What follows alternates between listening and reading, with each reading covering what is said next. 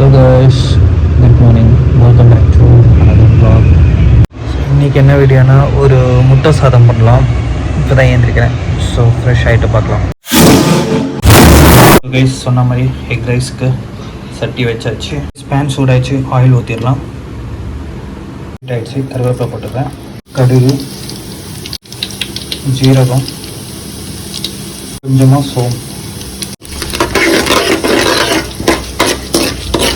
இஞ்சி, பச்சை மிளகாய், வெங்காயம் தட்டி போட்டுருக்கேன். வேர்க்கடலை போட்டு நல்லா மிக்ஸ் பண்ணி போட்டுடலாம்.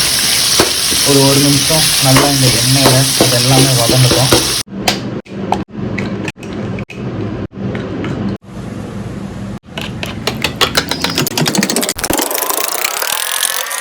ஏற்கனவே ஒரு 50% வேக வச்ச உருளைக்கிழங்கு ஆட் பண்ணுறோம். உருளைக்கிழங்கு ஆட் பண்ணிட்டோம். நல்லா இந்த ஆயிலில் நல்லா வதக்கி வச்சிடலாம். ஒரு 2 வெங்காயம் நறுக்கி வச்சது கொஞ்சமாக சால்ட் ஆட் பண்ணுறாங்க. ஸோ சால்ட்டு ஆட் பண்ணி நல்லா மிக்ஸ் பண்ணி வச்சிடலாம்.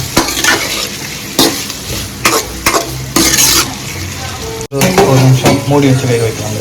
பார்த்தீங்கன்னா மசாலா ஆட் பண்ணுற டைம் ஆகிடுச்சு. ஸோ வேறு எதுவும் இல்லை, ஆச்சியோட குழம்பு மசாலா தான் ஆட் பண்ணுறேன்.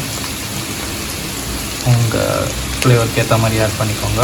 ஏன்னா இதில் எல்லாமே அடங்கியிருக்கும், காரம் எல்லாமே. நம்ம கொஞ்சம் சிக்கன் மசாலாவும் ஆட் பண்ணுறோம், ஒரு ஃப்ளேவர் கிடைக்கிறதுக்காக. இதை மட்டும் ஆட் பண்ணிவிட்டு நல்லா ஃப்ளேமை லோவில் வச்சு நல்லா மிக்ஸ் பண்ணி கொடுத்துடலாம்.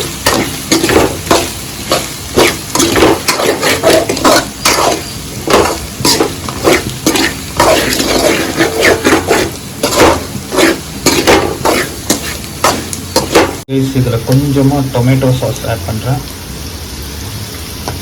சாப்பிடும்போது ஒரு ஃப்ளேவர் கிடைக்கணும்ல, ரொம்ப காரமாக இருக்கக்கூடாதுல, அதுக்காக கொஞ்சமாக டொமேட்டோ சாஸ்.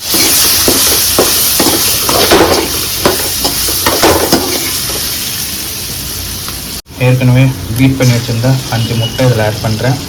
ஆட் பண்ணி வச்சு நல்லா மிக்ஸ் பண்ணி வச்சிடலாம்.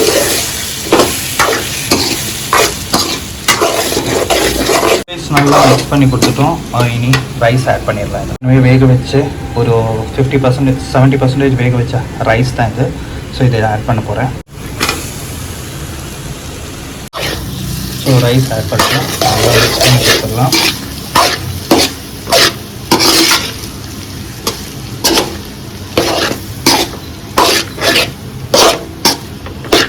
பார்த்திங்கன்னா நம்ம சாதம் ரெடி. டேஸ்ட் பண்ணி பார்த்துக்கலாமா?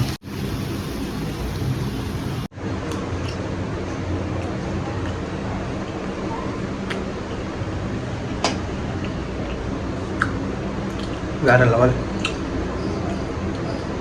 ஸோ ஈஸியாக 5 நிமிஷத்தில் பண்ணக்கூடிய ஒரு முட்டை சாதம் தான் இன்றைக்கி பார்த்தோம். So we will see on next vlog.